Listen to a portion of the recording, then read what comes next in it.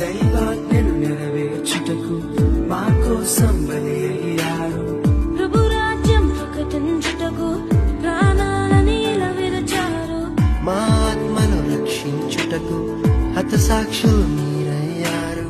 నీతి కిరీటము పొందుటకు అర్హులుగా మీరు ఉన్నత పనికై మమ్మును పిలచినా